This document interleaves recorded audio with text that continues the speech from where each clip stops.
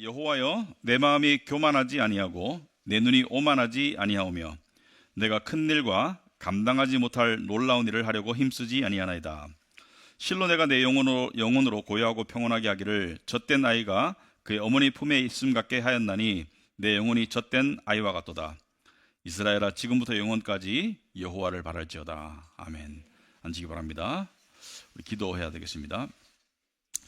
하나님 아버지, 저희들 세상을 살아가면서 하나님과 동행하려고 또 말씀도 보고 또 기도도 하려고 했지만 많이 부족했음을 저희들이 느낍니다. 하지만 매주 이렇게 주일 예배 또 안식일을 통해서 저희가 영적으로 하나님을 예배하고 또 찬송하며 또 하나님으로부터 진리의 가르침을 받고 또 그 속에서 깨달음을 얻고 또 그 진리를 깨달음을 통해서 알게 모르게 자유함이 주어지고 우리의 마음의 응어리가 풀어지며 또 성도 간의 교제를 통해서 우리가 세상에서는 맛볼 수 없었던 그런 다른 교제의 맛을 보게 됩니다. 오늘도 우리 사랑하는 성도님들이, 우리 영적 가족들이 이 자리에 모였습니다. 우리 한 아버지 하나님을 한 영으로 예배하고 또 더 나아가서 우리가 말씀을 통해서, 특별히 시편 말씀을 통해서 우리 성도가 어떻게 살아가야 될지, 세상 속에서 어떻게 살아가야 될지 지혜를 얻을 수 있는 그런 시간입니다. 우리에게 지혜가 필요합니다. 왜냐하면 우리는 어리석기 때문입니다. 우리에게 지혜가 필요합니다. 왜냐하면 우리는 고집이 세기 때문입니다. 우리에게 지혜가 필요한 것은 우리는 했던 잘못을 계속 반복하고 그 잘못을 통해서 이루어진 고통 때문에 깨달음을 얻더라도 곧 망각하고 마는 그런 미련한 양과 같습니다. 아버지, 우리를 긍휼하게 해주시고 또 말씀으로 풍성히 먹여주시고 우리가 지혜를 쌓아나갈 수 있도록 주님 도와주시옵소서. 예수님 이름으로 기도합나이다. 아멘. 우리 서두에 말씀드렸듯이 우리가 지혜를 얻고 있는데요. 지혜는 지식에서 출발합니다. 근데 지식과 지혜가 같진 않아요. 지식이 숙성되고 연습되어서 내 것이 되는 것을 지혜라고 그런다. 그래서 지식은 중요한 출발이지만 지혜가 자동적으로 되진 않는다. 근데 어떤 사람은 지식은 많은데 지혜가 없어요. 그러니까 성경 말씀을 예를 들면 성경 말씀은 구구절절히 많이 외우지만 지혜가 없는 사람이 있어요. 왜 그럴까? 왜냐하면 그 말씀을 머릿속에만 저장했지 내 삶 속에 정말 실행해보고 순종해보고 하지 않았기 때문이죠. 그런데 이 지식이 지혜가 되기 위해서는 매우 정교하고 매우 세심한 그런 적용이 필요합니다. 아무 때나 막 꽂으면 안 돼요. 여러분, 그 정교한 전자제품을 가지고 아무 때나 막 꽂으면 안 되잖아요. 그죠? 볼트를 확인하고 정확하게 이렇게 그 운용을 해야 되지, 아무렇게나 막 사용하면 그게 제대로 작동할 수가 없고 오히려 고장이 나게 되겠죠. 그래서 오늘 말씀도 여러분이 읽어보면 어려운 말씀은 없습니다. 그런데 되게 깊어요. 그리고 여러분들이 이렇게 논리적으로 하나님 주신 선물이죠, 그죠? 인간의 이성과 논리를 가지고 이렇게 또 성령의 도우심으로 이렇게 따라오다 보면 여러분에게 깨달음이 있을 수 있고 그 깨달음을 통해서 여러분이 삶의 변화로 나아가야 합니다. 그래서 오늘 말씀은 1절에 보시면은 이 현대인들에게 매우 중요한 가르침입니다. 오늘 말씀이 특히 우리나라 사람들, 현대를 살아가는 우리나라 사람들에게 매우 중요한 가르침이다. 자, 1절에 보시면은 이 다윗의 시편인데 다윗이 이렇게 말합니다. 다윗은 왕이었어요. 왕이기 때문에 많은 것을 가지고 권력자였습니다. 그런데 내 마음이, 여호와여, 내 마음이 교만하지 아니합니다. 이건 자기 자랑이라기보다는 자기 결단이에요. 내 마음이 교만하지 않겠습니다. 내 눈이 오만하지 않겠습니다. 눈이 높은 곳에 돌아다니지 않겠습니다. 사람을 아래로 보고 깔아보고 자기를 높이고 그렇게 하지 않겠습니다. 내가 교만하지 않고 오만하지 않겠습니다. 자, 성경에는 교만에 관한 말이, 오만에 관한 말씀이 많이 나오죠. 교만을 경계하는 말씀이 많이 나오죠. 대표적인 말씀이 잠언에 나오죠. 잠언 16장 18절에 교만에는 멸망이 따른다. 그러니까 교만이 있으면, 인과관계로 봤을 때 교만을 심으면 멸망이 자란다. 그러니까 거만에는, 오만에는 파멸이 따른다. 그러니까 이 교만에는 멸망이 따르고 거만에는 파멸이 따른다. 교만은 무너질 때 빨리 무너져요. 여러분, 겸손한 사람이 어떤 삶에 어떤 균열이 오면은 옆에 사람들이 떠받쳐 줍니다. 와가지고 위로해 주고. 교만한 사람이 균열이 오잖아요. 와서 다 함께 짓밟아요. 그죠? 교만은 굉장히 빠른 파멸을 가져옵니다. 그래서 오늘 본문을 교만이라는 관점에서 살펴보려고 할 텐데 세 가지 제목으로 살펴보자. 첫째는 교만의 위험에 대해서 살펴보자. 교만의 위험. 교만이 왜 위험한가? 두 번째는 교만의 모습. 교만은 어떤 모습으로 나타나나? 세 번째는 교만의 치료. 교만을 어떻게 고쳐나가야 될까? 그래서 교만의 위험, 교만의 모습, 교만의 치료. 자, 교만의 위험. 여러분, 교만은 여러 가지 이유에서 위험하죠. 아까 얘기했듯이 교만은 이 사람들이 안 좋아해요. 세상에서 이 사람들이 교만한 사람을 안 좋아합니다. 거만한 사람을 안 좋아해요. 거만한 사람을 좋아하는 척 해줄 수는 있어요. 힘이 있으니까. 그러나 그 사람의 힘이 없어지면 사람들은 바로 본색을 드러내서 교만을 그냥 쳐버립니다. 그래서 불도저로 밀어버려요. 그래서 교만이 굉장히 위험하고, 하나님과의 관계에서도 교만은 정말 하나님과의 관계를 가로막는 요소 1순위입니다. 하나님과의 관계에서 이 하나님과의 교제가 안 돼요. 평강이 들어올 수 없어요. 교만한 속에는, 그러니까 이 교만한 웃음은 있을 수 있지만 참다운 기쁨은 없고요. 만족이 없습니다. 교만한 사람은 과시는 하지만 만족은 없어요. 그러니까 교만은 영적으로도 안 좋고 사회적으로도 안 좋고 교만은 여러 면에서 안 좋아요. 여러분들 교만하면 떠오르는 사람이 있어요?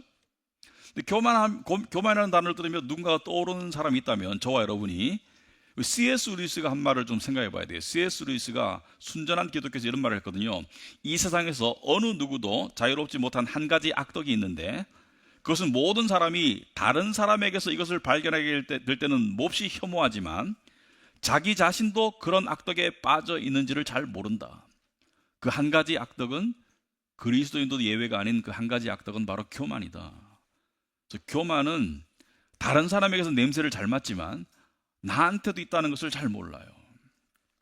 사람들은 부자가 교만하고 가난한 사람은 교만하지 않다고 생각하는데 꼭 그렇지 않습니다. 가난한 사람도 교만합니다. 부자도 간혹 겸손할 수 있어요. 근데 가난한 사람도 교만한 사람이 많아요. 그래서 교만은 무슨 사회 경제적 지위, 그것은 교만이 겉으로 드러나느냐 속에 잠재해 있느냐의 문제이지, 교만은 사람이 가지고 있는 본성입니다. 그래서 약자와 가난한 자가 교만할 수 없는 것은 교만할 수 있는 상황이 안 되었을 뿐이지 교만이 없는 게 아니에요. 교만이 그 안에 있을 때가 많아요. 그래서 교만이라는 걸 생각할 때 자신을 떠올렸으면 좋겠다. 그래서 교만은 매우 위험합니다. 영적으로도 위험하고 사회적으로도 위험하고 매우 안 좋아요. 파괴적이에요. 교만은 어떤 모습으로 드러나나 이게 되게 중요합니다. 여기 좀 시간을 많이 보내고 싶어요. 오늘 본문을 통해서. 여러분, 교만하면 어떤 모습이에요? 교만하면 대체로 두 가지 모습입니다. 자기의 가진 것과 자기의 능력을 가지고 자기를 높이는 것이 교만이고, 두 번째는 상대를 깔아뭉개는 것이 교만이죠. 그죠? 사람은 상대를 밟으면서 자기를 세우죠. 이게 교만이에요. 그러니까 교만은 사람 사이의 해악이에요. 사람 사이에서 교만은 좋은 게 아니죠.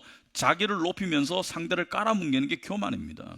그래서 우리는 교만이라고 말할 때는 저 사람 되게 자랑질이 심해, 저 사람 자기가 뭐 연봉이 많아, 또 뭐 외모가 어때, 뭐 인기가 높아, 저 사람 거만해, 저 사람 겸손한 척하지만 실제로는 교만해. 여러분, 그 TV MC 중에 아주 수십 년 동안 MC한 사람들 중에 매우 이렇게 옆집 아저씨 같고 구수하고 겸손해 보여서 제가 그런 얘기를 몇 번 들었어요.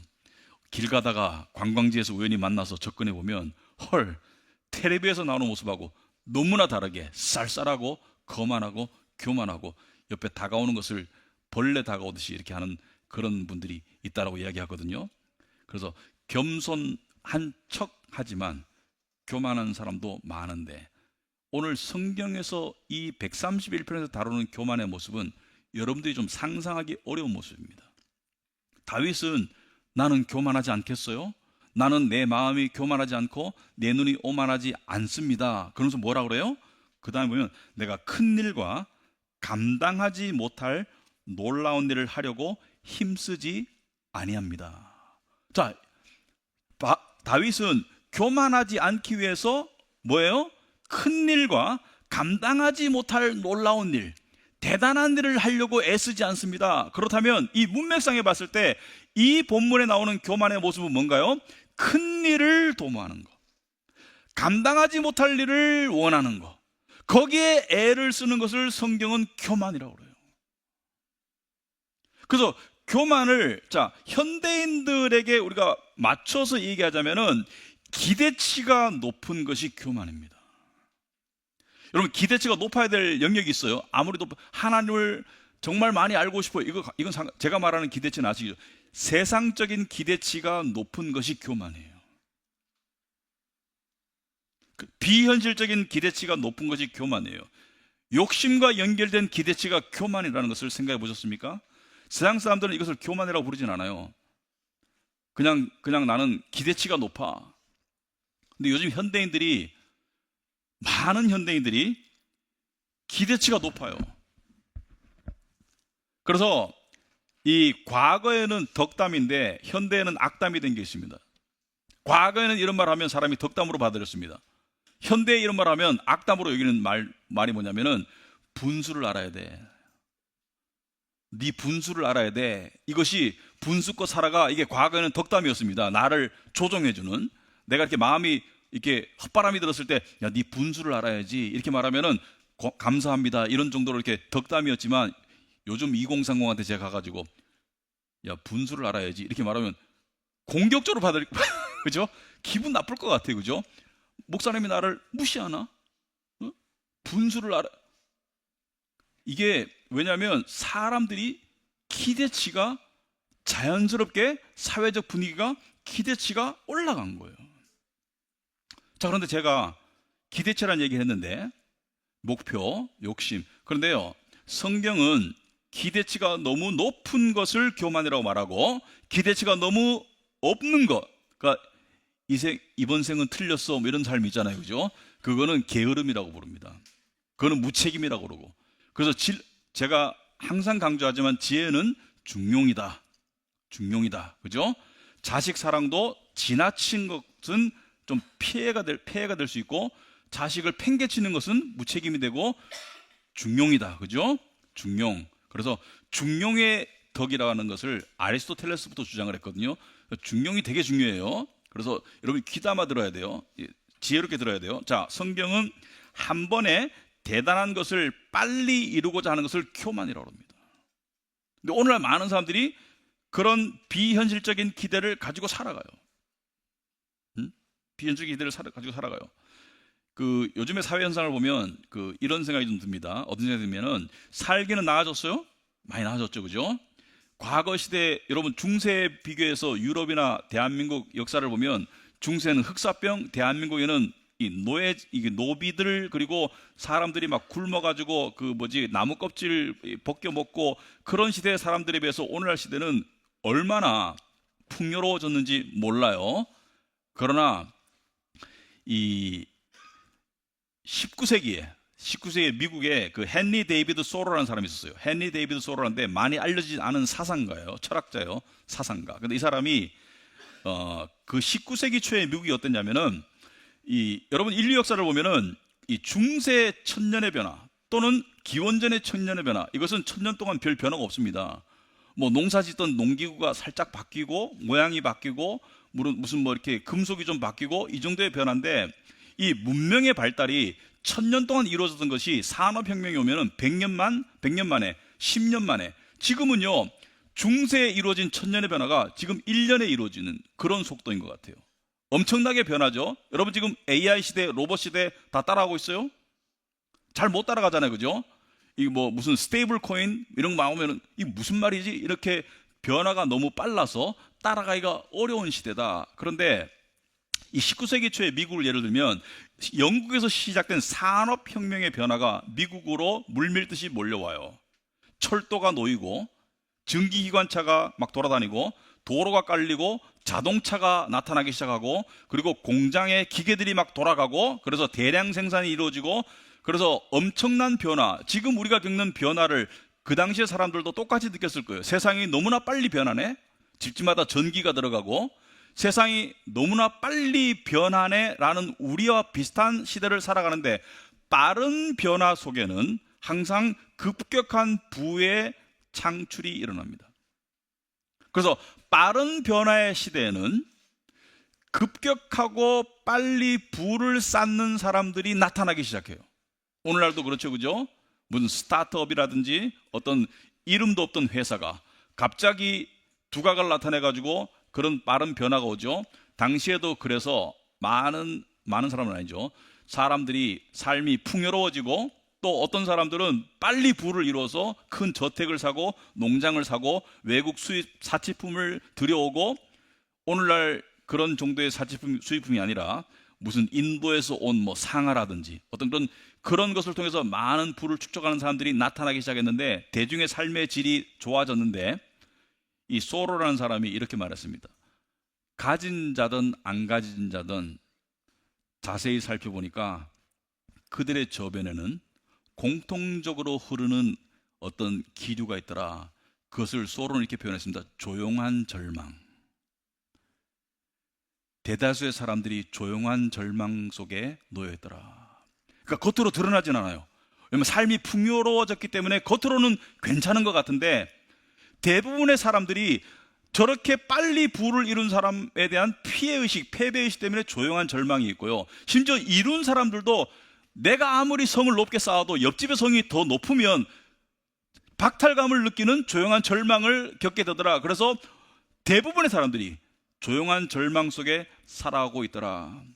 저는 오늘날이 그런 시대가 아닌가 생각합니다. 풍요로워졌어요. 하지만 산업혁명과 비슷한 AI혁명을 통해서 우리의 삶도 많이 달라지고 있어요. 그러나 많은 사람들이 조용한 절망 가운데 있습니다. 왜? 급격한 변화 속에 급격한 부를 빨리 이루는 사람들을 보면서 좌절감을 느끼고, 나도 기대치가 높아져 있어요. 왜냐하면 사회 전체가 기대치가 높아졌기 때문에. 근데 이 비현실적인 기대치를 가지고 있는데 이게 실현될 가망이 없으니까 조용하게 절망하고 있는 거예요. 여러분, 신앙과 삶은 연결되어 있죠. 그러니까 지혜서가 있는 거예요. 성경의 말씀을 삶 속에 살아가는 것이, 그것이 신앙의 믿음의 내재화입니다. 그래서 세상적인 얘기를 조금 제가 설명 안 할 수가 없어요. 자, 오늘날 많은 사람들이 기대치가 높아져 있지만 기대치가 높다는 것을 몰라요. 그리고 어떤 사람들은 나는 기대치가 없어라고 말하지만 그게 게으름이고 그게 좌절인 거예요. 그런데 이 세상, 우리 요즘 세상에서 가장 부를 많이 이룬 사람으로 손꼽히는 사람이 워런 버핏이죠. 그죠? 워런 버핏. 투자의 대가 워런 버핏. 이 사람이 지금 96세쯤 됐어요. 근데 이 사람의 오른팔 동업자가 있었습니다. 한 60년 이상 동업한 사람인데 찰리 멍거라고 있습니다. 이 찰리 멍거라는 사람이 2023년도에 99세로 사망을 합니다. 그러니까 굉장히 장수했죠. 그리고 요양원에서 사망한 게 아니라 활동하다가 돌아가셨어요. 그러니까 굉장히 건강했는데, 이 사람이 엄청난 부를 이루었는데, 저는 이 사람이 좀 특이하다고 생각합니다. 이 사람이 쓴 어록을 보면 이렇게 투자해서 돈을 벌어라는 것보다는 이렇게 살아라는 말이 더 많아요. 그러니까 지혜를 주는 말이 더 많아요. 그런데 이 사람이 이렇게 말했습니다. 행복의 첫째 조건. 행복하고 싶냐? 그러면 얼핏 생각할 때 투자를 이렇게 해라, 이렇게 할 것 같죠? 아니요, 이 사람이 이렇게 말했습니다. 행복의 첫째 조건은 기대치를 낮추는 것이다. 만일 여러분이 비현실적인 기대치를 품는다면 여러분의 삶은 평생토록 비참할 것이다. 새겨들어야 될 말입니다. 여러분, 성경 말씀이 가장 우선이지만 어떤 사람들은 하나님의 일반 은혜 속에서 어떤 지혜를 깨달은 것이 있어요. 그 사람이 하는 말이, 행복의 첫째 조건은 기대치를 낮추는 것이고 불행의 1순위는 기대치가 높은 거예요. 비현실적인 기대치를 가지면 평생 비참하게 살 것이다. 오늘 다윗이 그랬죠. 내가 큰 일과 감당하지 못할 놀라운 일을 하려고 힘쓰지 아니하나이다. 그래서 큰 일과 감당하지 못할 일을 비현실적인 기대치로 놓고 본다면 그런 거 하려고 애쓰지 않는 것이 겸손이에요. 교만을 피하는 거예요. 그런 거 하려고 발버둥 치는 것이 교만이 되는 거예요. 교만은 죄거든요. 비현실적인 기대치는 죄라는 것을 아세요? 저는 이 부분이 되게 우리가 심각하게 받아들여서 생각합니다. 비현실적인 기대치는 죄다.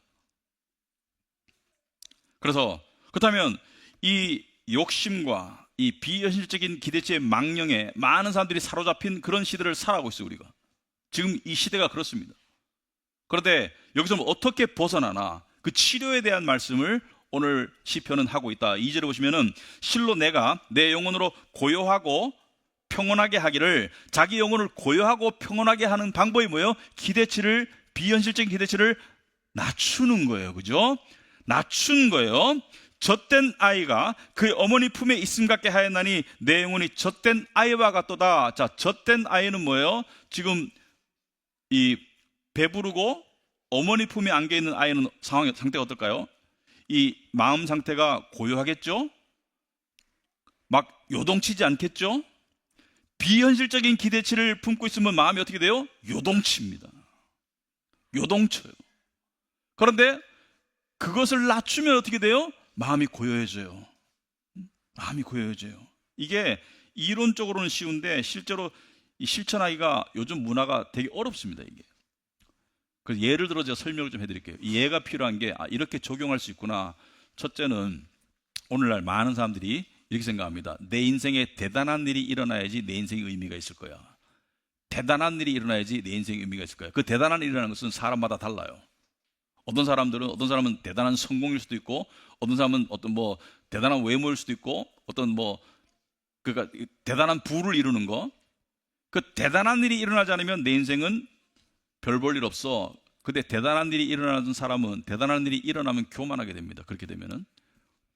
그리고 대단한 일이 일어나봤자 내 인생이 행복해지지도 않아요. 왜냐하면 더 대단한 사람들이 많이 돌아다니기 때문에. 근데 대부분의 사람들에게는 대단한 일이 안 일어납니다. 평범하게 살다 가는 사람이 99%가 넘어요. 그래서 대단한 일을 바라면 조용한 절망 가운데 살게 됩니다. 속으로 그냥 조용한, 그러니까 패배감, 별 볼 일 없는 인생, 그렇게 살아가게 돼요. 그게 오늘날 이 대한민국의 현주소입니다. 왜 많은 사람들이 우울증에 시달리고, 왜 많은 사람들이 힘들어하고, 왜 많은 사람들이 사회가 어둡다 그러고, 왜 그래요? 조용한 절망 가운데 있기 때문이에요. 우리가 못 먹고 못 살아서가 아니에요. 자, 그런데 이 대단함이라는 것은 말이죠, 그 어떤 사람에게는 주어집니다. 근데 그 대단함이 복이 되려면 대단함을 추구하지 않았는데 대단하게 됐을 경우가 복이 되는 거예요. 이게 되게 어려운 말인데, 나는 대단해지려고 안 했는데 대단해졌어요. 그러다 보니까 내가 이런 게 아닌데 하나님, 제가 어떻게 이 대단함을 사용할까요? 이런 사람이 복이 있는데 이거는 0.00001%밖에 안 되고요.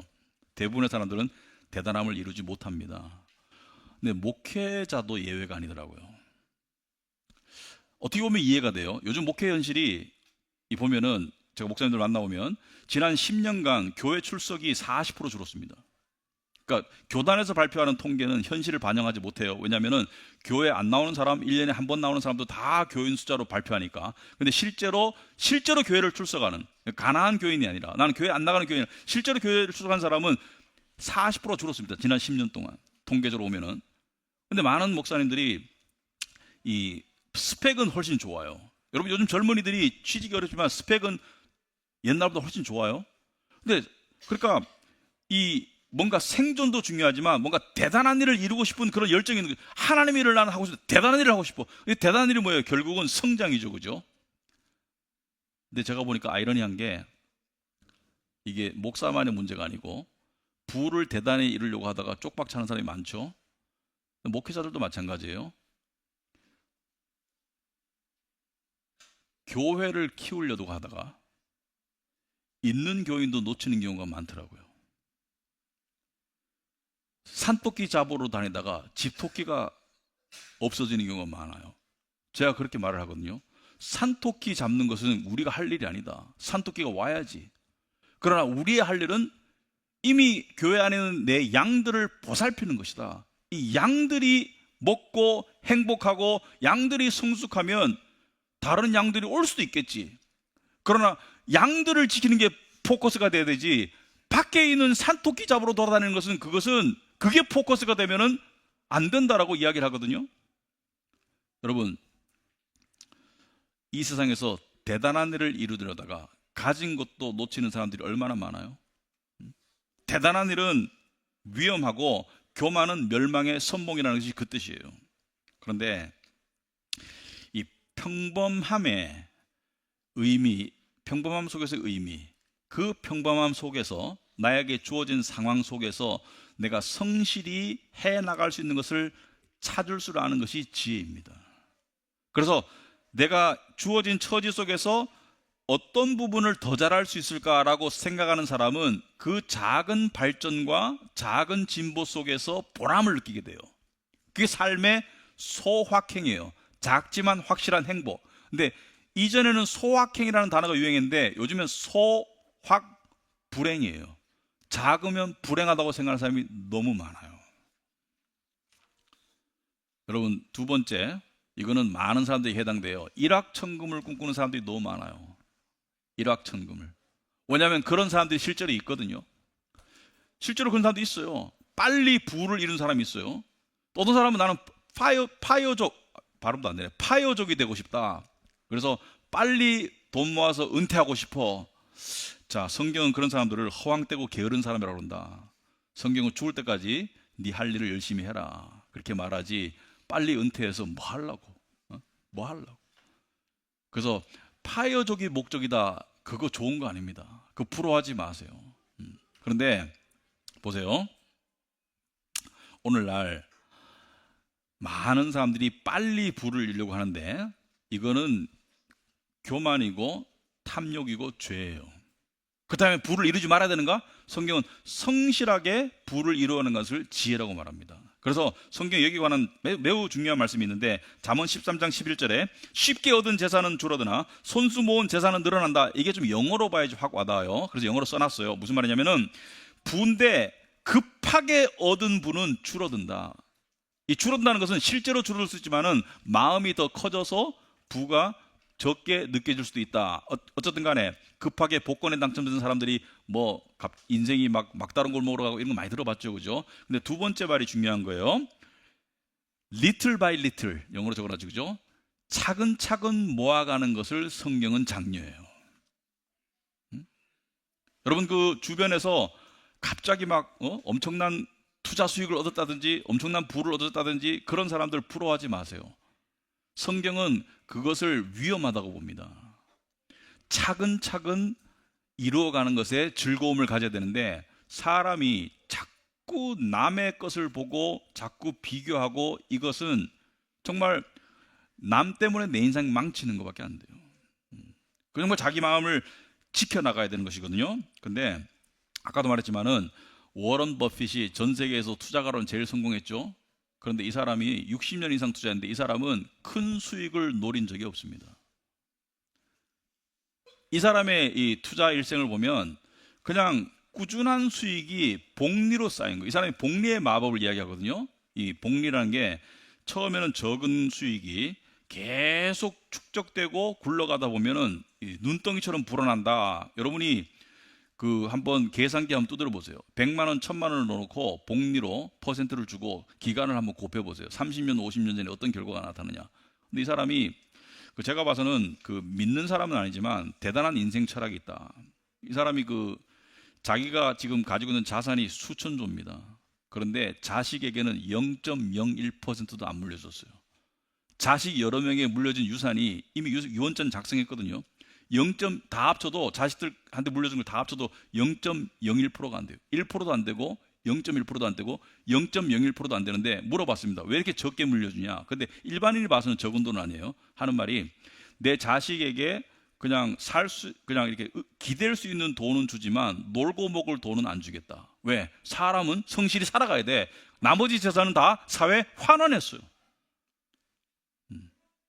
근데 이 사람이 보면은 정말 하나님의 일반 은혜 속에서 뭐냐면 겸손하게 살았어요. 마음을 높이지 않고. 이 사람이 그 최애 음식이 뭐예요? 맥도날드입니다. 맥도날드 버거 세트인데 투자가 잘 된 날은 버거 큰 거 먹고 안 된 날은 작은 거 먹고 그렇게 따른 유명한 일화가 있습니다.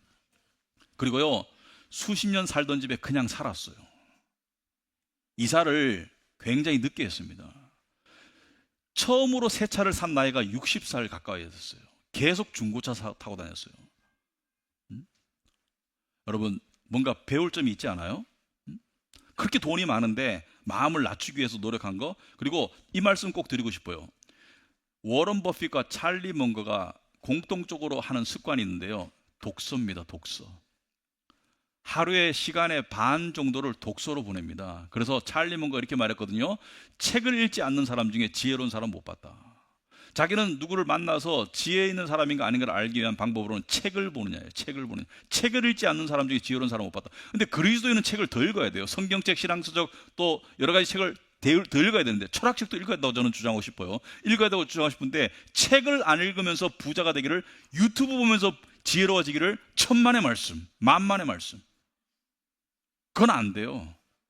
안 됩니다. 저는 제 집에 테이블에 책이 세 종류가 있어요. 성경책 말고. 첫째는 신앙서적, 두 번째는 제가 좋아하는 철학책, 세 번째는 세상에 관한 지혜서들. 세 가지 종류의 책을 저는 계속 읽어가고 있거든요. 왜? 책을 통해서 얻는 게 굉장히 많아요. 자, 세 번째, 이것은 싱글들과 결혼한 사람들에 해당되는 건데요.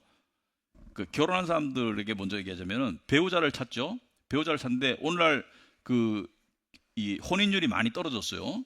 비혼율이 많이 높아요. 근데 자발적 비혼도 있지만 비자발적 비혼도 있다고 하실 때, 근데 어제도 저희 동네 어떤 분하고 만나가지고, 왜 요즘 애들은 짝 찾기가 이렇게 힘들지? 우리 때는 다 찾았는데 99% 결혼했는데 왜 이렇게 힘들까? 요즘 애들이 다 더 잘나고 더 이쁘고 더 능력도 좋은데 왜 이렇게 힘들까? 그 이유가 뭘까? 예를 들어서 이렇게 말합니다. 집값이 너무 올라가가지고 결혼하기가 힘들어요. 근데 어떤 분은 맞지만 어떤 분은 안 맞아요. 왜냐하면은 원룸에서 시작하면 안 되나? 결혼 생활을? 왜 꼭 아파트 가야 돼요? 아니, 그렇잖아요. 둘이 사랑하면, 둘이 내가 내 짝이라고 생각하면, 내가 이런 말할 자격이 있다고 생각하거든요. 제 딸도 원룸에서 1년 살았어요. 신혼생활. 원룸에서 시작하면 안 되나? 꼭 갖춰야 되나? 그러니까 기대치가 높으니까 이 기대치 밑으로는 안 하겠다는 그 교만인 거예요, 사실은. 그렇게 할 수 있으면 하세요. 근데 할 수 없으면은 낮추면 되잖아요. 근데 그거를 꼭 기대치를 가지고 거기에 왜 내 인생을 세상의 틀에 꼭 맞추려고 그렇게 불행하게 살아가요? 내 인생 내가 살아가면 되지. 두 번째, 우리 모든 싱글들에게 제가 해당되는 건 아니니까 오해하고 미워하지 마세요. 눈이 다 높아. 그래서 제가 한 몇 년 됐어요. 물어봤어요. 원하는 이성상이 뭐야? 물어봤습니다. 누군가에게. 이 자리에 없어요. 물어봤어요. 근데 저는 별로 원하는 게 없다면서 7가지를 되더라고요. 막 들어보니까 제가 그랬어요. 지구상에 그런 사람 없는 것 같다. 근데 속으로 이렇게 생각했습니다. 있어도 너하고는 안 만날 것 같아. 기대치가 높으니까 다 못 만나는 거예요. 어제 우리 동네 절친의 외동딸이 결혼을 상대로 만나는 남자친구를 이제 부모님께 소개해가지고 점심을 먹었어요. 점심 먹었는데 한 몇 주 전에 만나니까 엄마가 고민을 하고 있어요. 왜냐하면 마음에 안 든다는 거야. 직장도 마음에 안 들고, 나이가 30대 중반인데 모아놓은 재산도 별로 마음에 안 들고, 액수도 뭐 외모도 좀 그저 그렇고, 학벌도 그저 그렇고. 근데 객관적으로는 그 집 딸보다 다 나아요. 그러니까 좋은 대학 나왔다 나쁜 대학 나왔다가 아니고, 이 학력이 그 사람이 더, 그 남자가 더 높고요, 모아놓은 돈 한 3배 많아, 내가 봐서는. 그리고 직장 대기업이에요. 근데 이 집 딸은 아버지 집에서 일해. 아버지 밑에서, 그러니까 종업원이 3명이죠. 아버지, 엄마, 자기. 그래서 제가 좀 짓궂거든요. 제가 어제 만나러 가기 전에 만났어요. 그래서 제가 이렇게 손을 딱 댔어요. 여길 쳐다보세요. 왜요? 우리가 쳐다보더니 눈 낮추고 가요. 네. 이렇더라고요. 기대치가 너무 높아요. 그런데 기대치가 높지만 낮아요. 정작 중요한 것을 볼 줄 몰라요. 사람의 됨됨이, 내면, 그게 더 중요한데, 그러니까 기대치가 낮은 거예요. 어떤 면에서는. 근데 이거 아십니까? 사람은 비슷한 사람끼리 거의 만나더라고요. 그래서 내가 이 정도의 사람을 만나고 싶으면 자신이 먼저 그 정도의 사람이 돼야 됩니다. 저는 세상적인 기준으로 꼭 말하는 게 아니에요. 신앙적으로 성숙하고 성격 좋은 사람 만나고 싶어요? 그런 사람이 돼야 되죠, 그죠? 예, 대부분 비슷하게 만나요. 또 결혼하신 분들, 제가 이 말씀을 좀 드리고 싶어요. 배우자에 대해서 기대치가 높다는 것은 자기가 그만한 대접을 받아야 된다고 생각하는 거예요.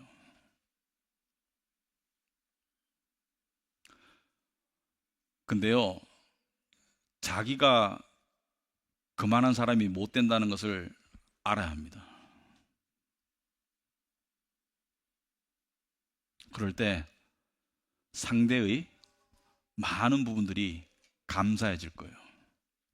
예를 들어서 비근한 예로 열심히 일해서 돈을 벌어왔어요. 월급을 받아왔어요. 첫 번째 해야 될 게 뭐예요? 수고했어요. 얼마냐를 확인하기 전에 수고했어요. 특히나 조심해야 될 것은 이것밖에 안 되라든지 누구는 얼마 벌었다든지 그런 말은 정말 치명적입니다. 음식을 차렸어요. 일단은 감사히 먹는 거예요. 그래서 이 기대치를 낮추면 행복이 늘어납니다. 근데 기대치가 높으면 계속 공격하게 돼요. 그러면 당하는 사람도 그렇잖아요. 너도 아닌데? 그렇게 공격하는 너도 아닌데? 첫째는 성품이 아니잖아요. 그러니까 공격하겠지. 그런 부분을 생각해 봐야 된다. 넷째, 교회에 대해서. 제가 목회하면서 보니까 교회에 대해서 대단히 높은 기대치를 가진 사람이 있어요. 근데 이게 우리 교회는 정말 말씀에 정말 목매달아야 돼. 이런 거 저는 좋습니다. 그러나 자기 위주로 생각해서 뭐 이런 부분이 마음에 안 들고 이런 부분이 틀렸고 이렇게 비판하고 판단하고 자꾸 기대치가 높게 얘기하는 사람을 가만히 보니까 그 사람은 떠나야 되겠더라고요. 왜냐하면 그 사람 때문에 교회가 더 하락하는 것 같아요. 어떤 사람이 이렇게 얘기했습니다. 저는 이런 교회를 갖고 싶어요. 이렇게 하니까 거의 완벽에 가까운 교회예요. 듣던 사람이 이렇게 얘기했어요. 혹시 그런 교회가 없을 것 같은데 찾더라도 가지 마세요. 왜냐하면 가면 당신이 망칠 것 같아. 교회는 죄인들이 모인 곳이죠. 그래서 죄인들이 모인 곳이기 때문에 우리가 그걸 알아야 돼요. 죄인들이 모여서 교회에서 이 환부가 드러나는 일은 발생할 수 있어요. 문제는 이 환부를 어떻게 고쳐나가느냐. 이게 교회의 성숙입니다. 그래서 이러이러한 예를 가지고 제가 설명을 들었는데 우리는 무언가 대단한 것을 자꾸 이루고 가지고 싶어 하거든요. 왜 그럴까 생각해 볼 수 있어요? 여러분, 왜 자꾸 돈을 많이 벌고 싶고 성공하고 싶고 왜 막 이 스펙도 많이 쌓고 싶고 높은 지위와 권력도 갖고 싶고, 권력이란 말은 우리 일반인들은 잘 안 어울리지만 권력도 갖고 싶고 왜 그럴까요? 왜 그런지 한번 생각해 보신 적 있습니까?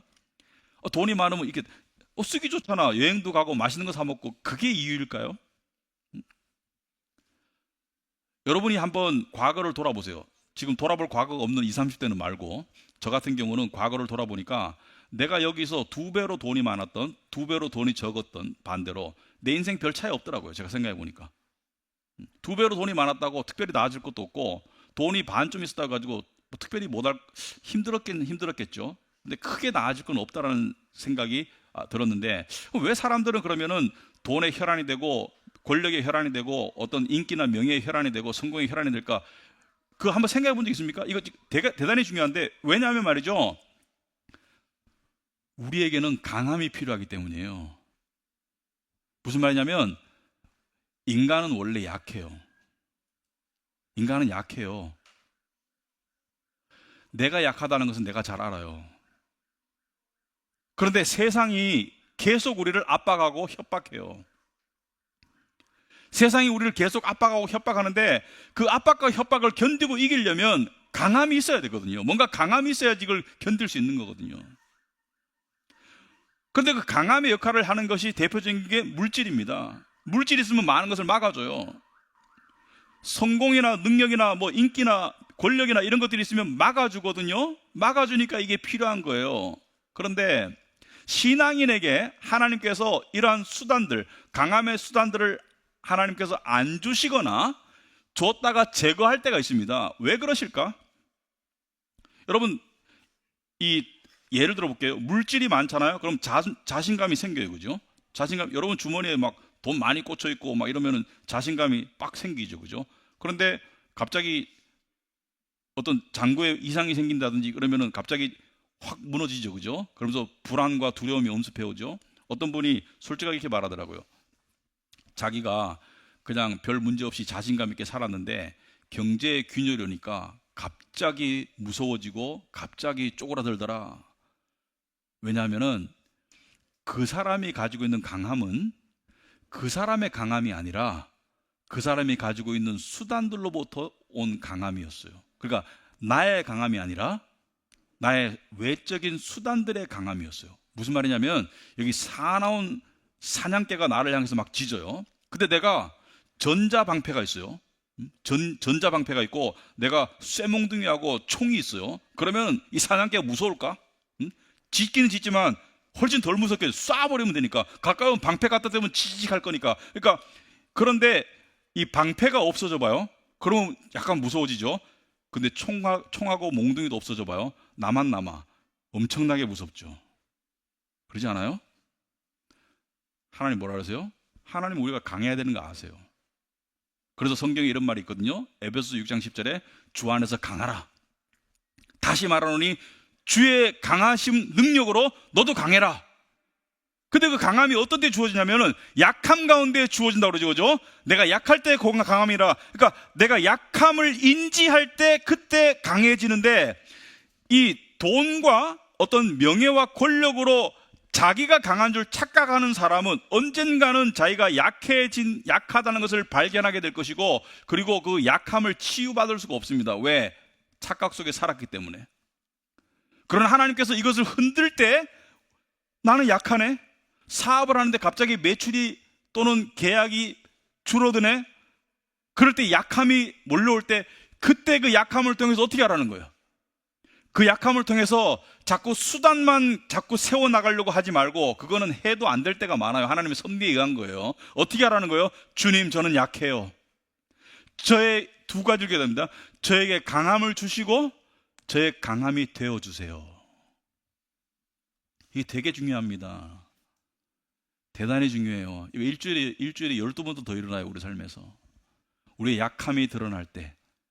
여러분 제가 이 설교를 준비하면서 제가 과거를 돌아보니까 제가 사업을 할 때는 약간 그때 강함의 수단들이 있었던 것 같아요. 물질의 풍요 또는 어떤 그런 뭐 사람들의 인정. 그러니까 그런 것을 의지한 부분이 있었는데 목회로 돌아서면서 이게 없어졌잖아요. 물질의 풍요와 사람들의 어떤 그런 사회적 인정이 없어지고 나니까 제 약함이 드러나더라고요. 그때 제가 가장 많이 했던 기도가 이것입니다. 나의 강함이 되어주세요. 하나님 저의 강함이 되어주세요. 하나님께 저를 맡깁니다. 뭐 이런 어떤 그런 간절하고 나약한 어떤 그런 간절한 기도, 그 기도 속에 하나님이 응답하시고 이게 하루아침에 안 돼요. 그래서 오늘 3절을 보니까 뭐라고 됐습니까? 그럴 때 어떻게 하라고요? 3절 오면 이스라엘은 하나님의 백성을 말해요. 지금부터 영원까지 여호와를 바랄지어다. 지금부터 영원까지는 항상을 말해요. 항상 여호와를 바랄지어다. 바라는데 뭘 바라는 거예요? 오늘 문맥상을 볼 때 뭘 바라는 거예요?